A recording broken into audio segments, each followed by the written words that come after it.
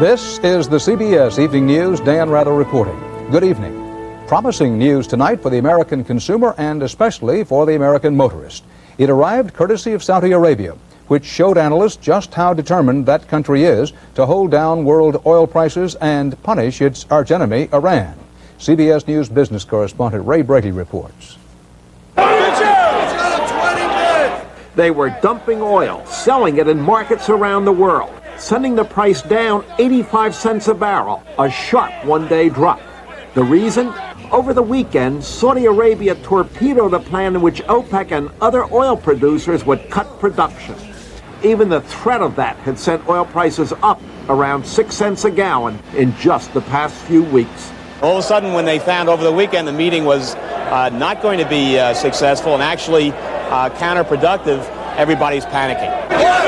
But panic in the oil pits could be good news for most Americans because it is lower oil prices that keep the economy rolling along. The Commerce Department announced today that factory orders last month rose a strong 1.6%, the biggest increase in 3 months, and construction spending jumped 1.5%. And as they happily said, fill her up today, few motorists realize they've had a narrow escape at the pump. What we have avoided is the potential for maybe a 10-cent or a 15-cent rise in the price of gasoline. OPEC tried to put a bright face on its defeat, saying it would try again next month. The fundamentals do not indicate the prices will fall. In fact, the fundamentals indicated the price are on their way up. But on the trading floor, they weren't so sure of that today. There is still an excessive amount of oil in the world market right now. What's good news for motorists, of course, means still more problems for Texas, Louisiana, and other oil-producing states, though prices could firm just a bit when Americans take to the road again around Memorial Day. Dan? Thanks, Ray. There was a confusing situation along some of Israel's border today. Apparently about 600 Israeli troops went across the Lebanese border.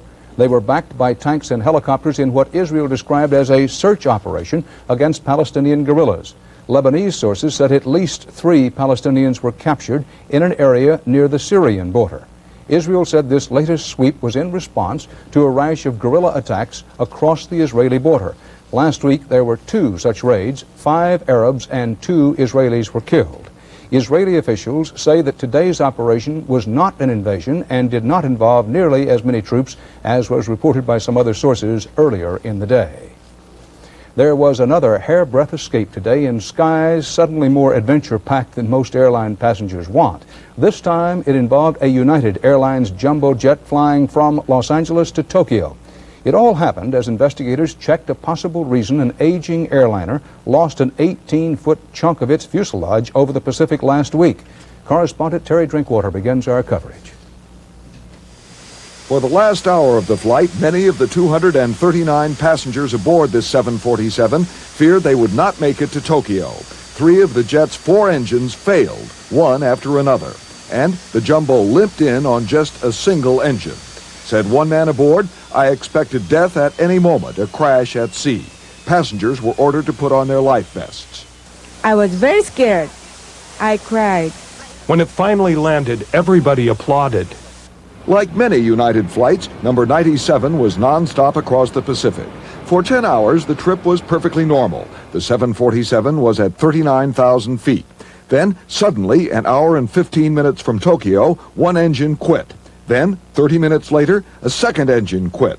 And, just prior to landing, a third. The pilot radioed the Narita control tower to have fire trucks waiting. But he made it. There were no injuries. Japanese Transport Ministry investigators tonight said the fuel system somehow failed. They declined to pinpoint either pilot error or instrument or mechanical problems. Safety experts said that if the 3 engines had failed earlier in the flight, the 747 very likely would have crashed. But the jet had used up so much of its fuel by the time it neared Tokyo, it was light enough to make it on just one engine. Other pilots said the 747 captain deserves credit for averting catastrophe. When you only have one engine, you've got to do it right. You don't have a second chance. Once you get the gear and the flaps down, you're completely committed. Never before had a 747 with passengers aboard landed on just one engine. But news of the scare apparently didn't frighten travelers here. This afternoon's Flight 97 for Tokyo was completely full. Terry Drinkwater, CBS News, Los Angeles. Investigators have now found evidence of metal fatigue in the fuselage of the Aloha jet, what they call fatigue cracking, lending support to the theory that the forward cabin roof, weakened by corrosion or wear, may have been blown away by internal cabin pressurization. The fatigue cracking was found along a fuselage support and around 6 rivet holes. FAA records indicate the Aloha jet had a 5-year history of 14 separate incidents of corrosion or cracking, but they were in areas reportedly unrelated to this accident. Hawaii's weather may also have contributed to this plane's problems, say investigators, the high humidity causing corrosion on the fuselage. But the main cause of any metal fatigue is frequency of use, the expansion, the pressurization of the fuselage nearly 90,000 times. From weekend interviews with the flight crew and further scrutiny of the jet, the word miracle is apparently an understatement in describing Flight 243's emergency landing. The right side cargo door was apparently the glue that kept the plane from breaking up. And it was felt that that door added rigidity to the fuselage, and that portion of the bottom of the fuselage was carrying the load for the aircraft as it made its approach and landing. And only 2 minutes from touchdown, the crew thought it faced certain disaster. Co-pilot Mimi Tompkins called the control tower. She announced at 1:56 that they were landing without the nose gear and that they would need all the equipment you've got. But the nose wheel was down, and the jet held together. In the wake of the bizarre accident, an FAA inspection of 66 other 737s has begun. Heavily used jets that could be prone to metal fatigue, flown by Aloha and 3 other airlines. And the FAA is considering expanding the review to still more 737s. Jerry Bowen, CBS News, Kahului, Hawaii. Jerry Falwell and the self-described moral majority embraced Oliver North today, and he embraced them. North also blasted Congress and the independent special prosecutor who indicted him in the criminal case of missiles for Iran. North did this in front of a huge American flag, before a guaranteed friendly audience, and a new campaign for a presidential pardon. Eric Ingberg reports on Oliver North's offense and defense today. Side by side with Moral Majority Chairman Jerry Falwell, Oliver North today made his long-anticipated debut as a star of the right-wing speaking circuit. I think I've got some things that will be helpful to young folks to hear. It was North's first public appearance since a grand jury indicted him on criminal conspiracy charges. The setting was red, white, and blue. Graduation on the baseball field at Falwell's Evangelical Liberty University.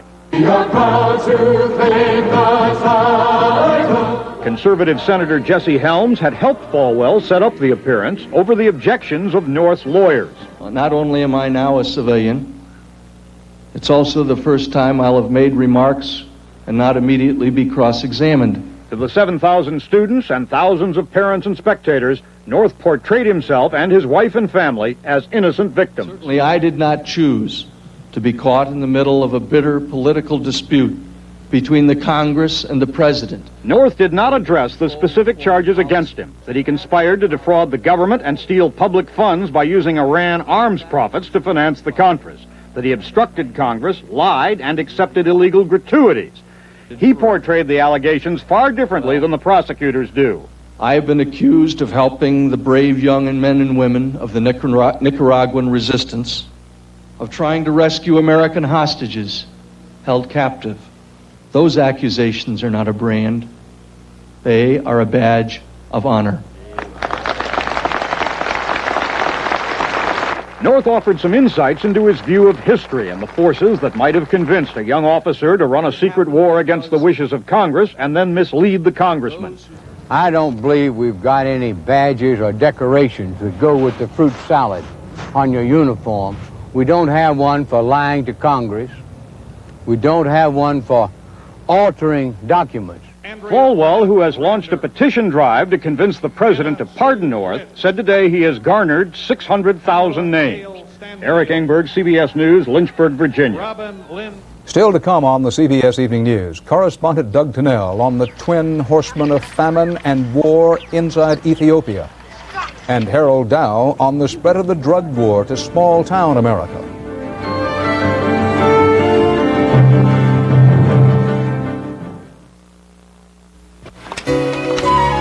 Mom, hi.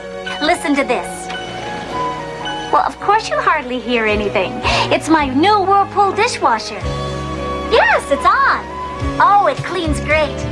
Everything just gleams. And it's so quiet, we won't have to shout anymore.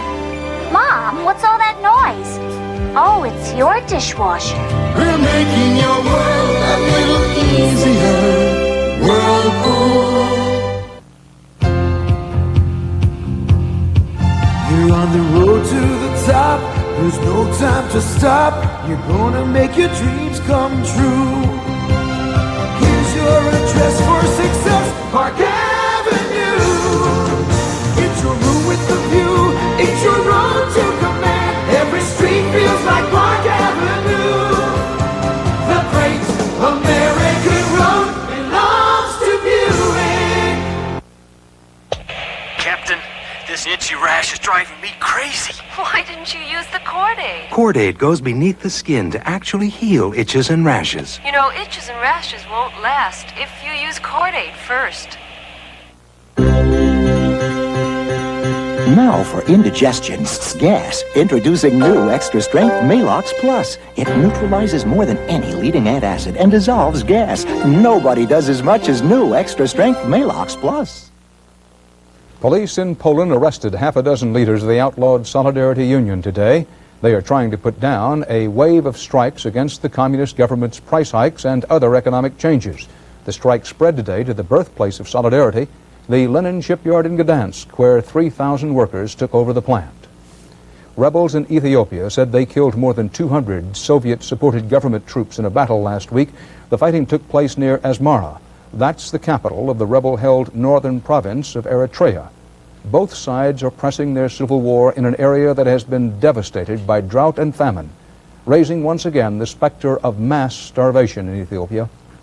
Doug Tennell reports. In Ethiopia today, a new crisis threatens as many as 2 million people with starvation. One of the world's largest networks for distributing food aid has been caught in the crossfire of a growing guerrilla war and dangerously disrupted. The Ethiopian government recently ordered all but a handful of Western relief workers out of northern Ethiopia, where rebels have stepped up their attacks and government troops have lost control of scores of towns and villages. And so, Western analysts say the government's first priority now is to regain control in the north. Feeding people there comes second. The crucial turning point came just a few weeks ago when rebels in the province of Eritrea dealt the government its worst defeat in years of guerrilla warfare. In just 48 hours, the rebels overran the army's provincial headquarters, destroying scores of Soviet-built tanks and armored cars, capturing others, and then turning a retreating army's own weapons against it. Thousands of Ethiopians were taken prisoner, along with at least 2 Soviet military advisors, perhaps the most resounding defeat in the 27-year history of the Eritrean War. The government still refuses to acknowledge that there are any rebels here at all, branding them outlaws and bandits. But the Eritreans, who are fighting for their own independent state, have established a surprisingly sophisticated society in the barren hills of northern Ethiopia. What the rebels call liberated Eritrea is a country camouflaged by thorn trees. This is home. Yes, this is home. Mokonnen Negusia was a taxi driver in Boston for 12 years until he returned to his native Eritrea to teach in the rebel school. So you brought them your skills in English? Yeah. At least I have something to contribute a little. This is the campus, just a dry riverbed that hides classrooms for 4,000 children. Ever since the rebels retreated to these mountains in the 70s, a whole generation of kids has grown up listening for the sound of government warplanes. They are told to sit down in one place, not to move. As much as we can, we try to hide ourselves. After the sun goes down, rebel country swings into high gear. The bus system, the postal service, hospitals, even laboratories hidden in the hills. The rebels produce over 180 different medicines in pharmaceutical labs built into old cargo containers. We used to give priorities to production of anti-infectives and diseases like malaria. But with the situation of famine, we had to switch into production of vitamins. The rebels also run a small relief operation, bringing in enough food for about 500,000 people overland from neighboring Sudan. But now that the central government has ordered most foreign agencies out of the region, relief officials say almost 2 million people may now be outside any fixed food distribution system. Doug Tennell, CBS News, Paris.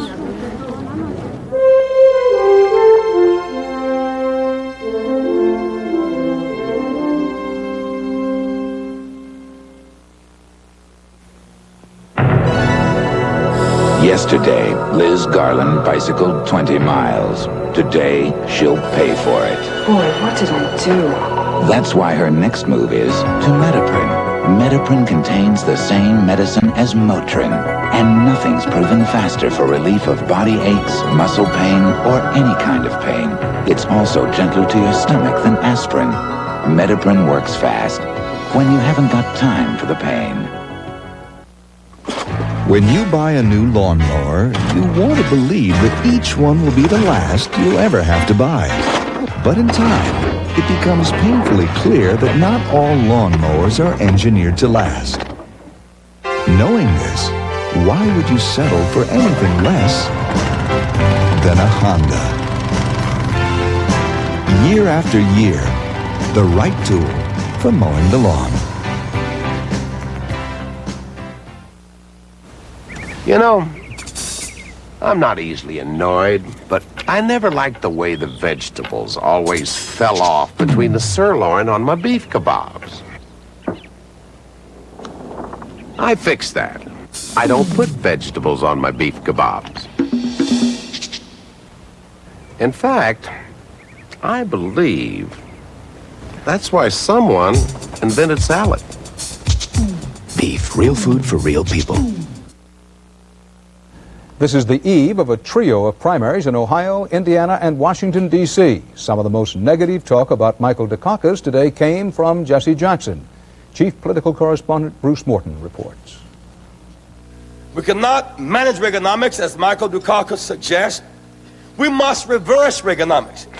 Jackson has been sharpening his attacks on Dukakis these last pre-primary days. Unemployment, for instance. My friends, I'm a full employment Democrat, and I'm proud of it. A full employment Democrat. I tell you, friends, full employment is not enough. In slavery, everybody had a job. On whether a president needs charisma. After 7 years of razzle-dazzle in the White House, maybe some competence and strong leadership will be something the people of this country will want. What must presidents do? They must lead. They must inspire. They must motivate. They must direct. Jackson insists he isn't trying to push Dukakis to new positions. I am pulling him. I'm in front. On the plan to stop the flow of drugs, I am pulling him. Why now? For one thing, some Jackson staffers had been talking as if the campaign were over, talking about the vice presidency. I think Jackson now is trying to shoot some new blood into the campaign in this final month, and that's all he's trying to do. I don't think it means anything at all, to be quite frank about it. Jackson is trying to reshape the party into his kind of party, an alliance of the disadvantaged, and to heat up the debates about that. You know you can't cook with cold grease. Turn up the heat. Between now and June 7th, we're going to turn up the heat. We're going to bake in the kitchen. And he insists he is not out to make any kind of political deal about his future in the party. The deal is to change the course of our nation. The deal is to end Reaganomics. That's the deal.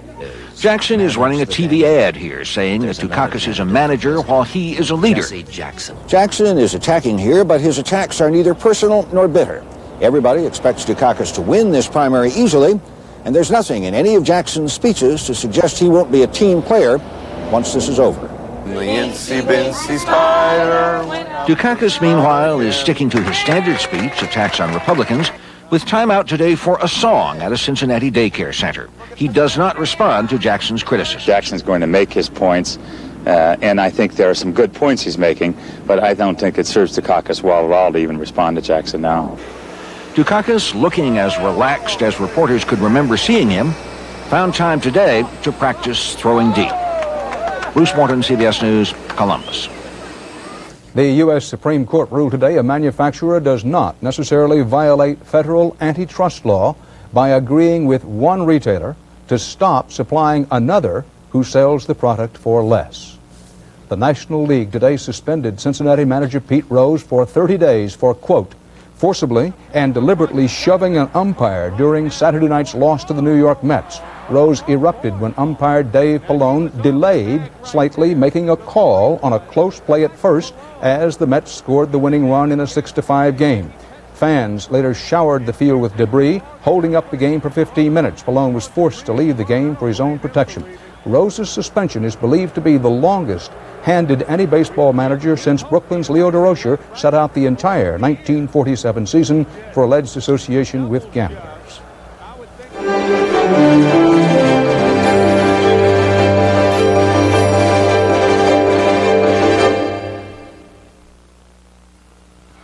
My wife, every night she disappears into the bathroom. Who knows what's going on? But whatever it is, it makes her feel really good. See? Clean away stains and freshen dentures with Efferdent every night. See the colors of Puerto Rico, colors, colors everywhere. Puerto Rico, the shining star. Up to $2,000 cash back from Subaru is worth more than the same money from anyone else. It's worth more because Subaru builds a rugged, reliable wagon that's the best-selling import wagon in America. It's worth more because Subaru's XT6 has the same engine design found in a Ferrari or a Porsche. It's worth more because the Subaru Justy is the lowest-priced four-wheel drive passenger car in America. Up to $2,000 cash back on a Subaru is worth more because it's on a Subaru. Sarah, keep an eye on your brother. No matter what size your business, no matter what size the job, Konica copiers are ready. Konica, capturing the imagination. Is your breath a little strong? Then have a Milk-Bone dog biscuit to help scrape away plaque and food particles to give you cleaner teeth, fresher breath. Get Milk-Bone because, naturally, every dog wants fresher breath. Tonight, more of our investigation into what is and isn't actually being done to shut off the drug pipeline into America. Far from the grid of the cities, the drug pipeline now runs deep into small-town America. A case in point in the Pacific Northwest. The fear and devastation there are as real as in any urban battleground. So is the determination of the community to take back the towns. CBS News correspondent Harold Dow reports tonight on breaking the Yakima connection. A community fights back. A gangland-style killing in the little town of Pasco, Washington. 5 people brutally murdered. A fight over drugs and money. Kennewick, Washington. This police tape shows an undercover agent arriving to make a drug buy. Yakima, Washington. A drug dealer speaks out. I do dope. I sell dope. I make my money. You know? And police, I don't think they can do about that. Young people standing on street corners buying drugs. A scene all too familiar in big cities. A scene now being played in rural America. I had kids shooting up on my back porch and in the garage out behind my place, and it was scary. I've got one boy, it's a 19, he's on it bad, and I've got a couple of girls who's on it. Al Jennings knows all about the odds. He's raised 13 children. 4 of them are hooked on drugs. DEA agents say they are also finding drugs in quaint little towns like Outlook, Washington. Population 200, the scene of a drug enforcement raid 6 months ago where 5 members of one family were arrested for conspiracy and distribution of cocaine. We're looking over probably 40 miles of what we call the Yakima Valley. Yakima is rapidly becoming identified in the Pacific Northwest as the hub of cocaine trafficking. Highway 97 is part of a network of roads connecting Mexico with Oregon, Washington, and Canada. It's a major route for migrant workers who are the primary source of agricultural labor in this area. Federal agents say it's also a major route for drug traffickers. Classically, it's like the shark in a school of porpoise. Some of them, in fact, are migrant workers, and some of them hide within the parameters or the framework of the migrant system. And it's difficult for us to cipher out those that are drug traffickers and those that are here legitimately to do the agricultural business. Sometimes the drug traffickers who move up and down the roads of these wide open spaces are stopped by people like Sergeant Dave Smith.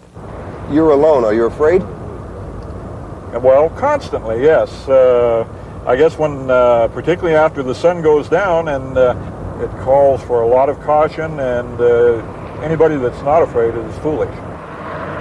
You're under arrest for delivery of a controlled substance, marijuana. You have the right to remain silent. Anything you say can and will be used as evidence in the court of law. Back at the country house in Kennewick, Washington, where the undercover agent allegedly made a buy, a search warrant yields 5 pounds of marijuana and more than $4,000 in cash. And back in Yakima, the townspeople are furious about what's happening to their neighborhood, where 75% of the crimes committed are related to drugs. But, you know, the little kids coming out of the house and sucking on these things. Think how atrocious that is. The South Natchez Cleanup Committee is staging weekly marches through areas where drugs are sold openly. They are putting dealers on notice that they want their neighborhood back. If the community doesn't step up, you know, what are we going to do? We can't expect the police to do everything. But local citizens are finding out the hard way that fighting back is not easy. Threats from drug dealers forced Rick Hargraves to move his family away from this neighborhood. I was giving one of our local news stations an interview, and they pulled right up to the curb and pulled out a handgun and pretended like they was going to shoot us. Would anybody else like to sign this? But the neighbors are not giving up. Yakima is a great town. We are the apple capital of the world. We're not going to be the drug capital, and that's for sure. You're all familiar with the layout of the house. A drug task force working around the clock. Residents picking up used needles from front yards and marching against drugs and drug dealers. It's all about people joining together to save a neighborhood, to save their children, a community fighting back. Harold Dow, CBS News, Yakima, Washington. And that's the CBS Evening News. Dan Rather. See you tomorrow. Good night. Fat chance. Finding a faucet made as well as a price fister. After all, it's the one made in its own USA foundry. The one uniquely fashioned with a heart of solid brass. Start to finish, the quality is first rate. Furthermore, the cost is a fraction of what you'd expect. So why fiddle around? Get a price fister.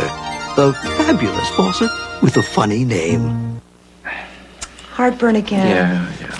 You gonna sit there and suffer? Or you gonna take something? What do you have? Riopan Plus 2. It's double strength. I hope it works fast. How fast can you get to the medicine cabinet? In lab tests, Riopan Plus 2 starts neutralizing acid in 10 seconds, and 1 teaspoon neutralizes more acid than 2 teaspoons of regular Maalox or Mylanta. That's twice as strong. You look better. You want to go out for a banana split? You kidding? Riopan Plus 2, the fast antacid. It's a brand new day.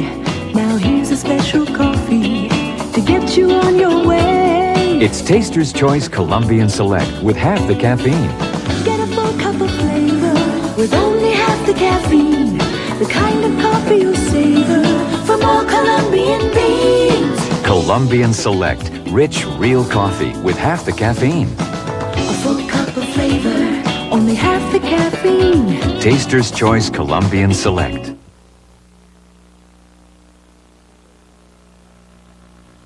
I'm Harry Smith. And I'm Kathleen Sullivan. Everything you need to know about bringing up baby in the 80s. A special 5-hour series, Baby Boomer Babies, this week on CBS This Morning. This is CBS.